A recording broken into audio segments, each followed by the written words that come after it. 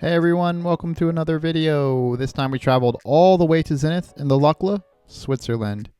The brand is kind enough to open their doors to us in our cameras and show us around. Stay tuned, this is going to be a fun one.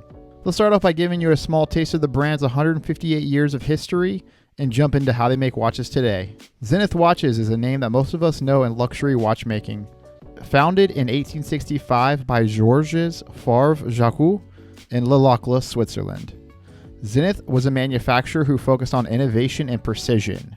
The goal of Georges was to bring the entire watchmaking process under one roof to enhance quality and efficiency. This approach ultimately led to the improvements in accuracy and reliability. Zenith's commitment to excellence has reached its peak in 1969 with the introduction of the Primero movement, the world's first fully integrated and automatic chronograph movement, capable of measuring accuracy to 1/10 of a second due to its high frequency at 36,000 vibrations per hour. Shortly after this innovation, the quartz crisis began. The Swiss watch industry faced overwhelming competition from quartz technology. Many companies abandoned mechanical movements in favor of electronic quartz movements. During this period, Zenith was pressured to cease production of its mechanical movements, which included the iconic Primero. Understanding the importance of the future demand for this technology, a watchmaker during that period named Charles Vermeulen made the bold decision to secretly preserve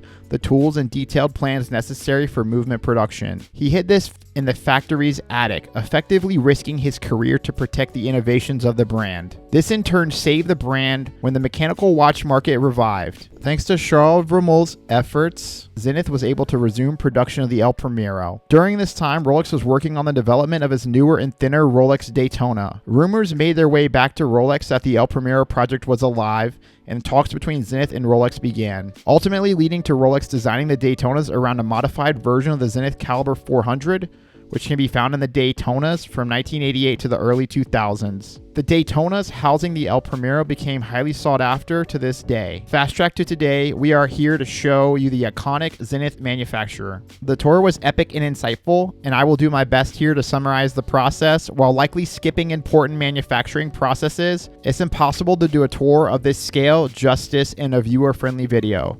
But here we go. We started the tour in the R&D facility where the movement's designs come to life. Zenith has an entire facility dedicated to prototyping. Those prototyping machines are repurposed for the high complication timepieces that Zenith produces. Very few manufacturers today are involved in the stamping process. Zenith, who has created their own stamping tools, allows them to produce small and unique parts internally. Again, allowing full control over the manufacturing process. After all the parts and components are produced, Zenith brings these parts to a pre-assembly department, which is where the main plate and bridge are prepared for assembly. After the completion of the pre-assembly process, Zenith sorts the unassembled base plates by caliber and transfers them to a team of watchmakers who oversee the assembly of the calibers to completion. After the completed assembly of the movement makes its way to another department whose sole focus is extensive testing and regulating the movement to ensure accuracy and reliability. After the movement passes quality control, the movement is cased up where all the final assembly takes place. After leaving the manufacturing floor,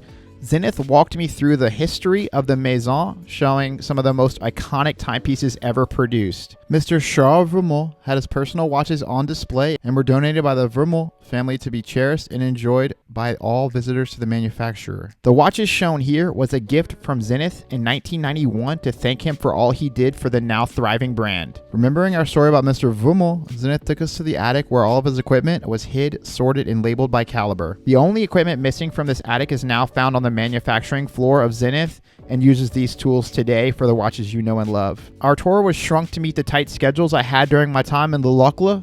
We also sat down with Romain Marietta, the Chief Product Officer at Zenith, to discuss the future of the brand and its innovations and what to expect from Zenith in the future. You can watch that full interview here if you're interested.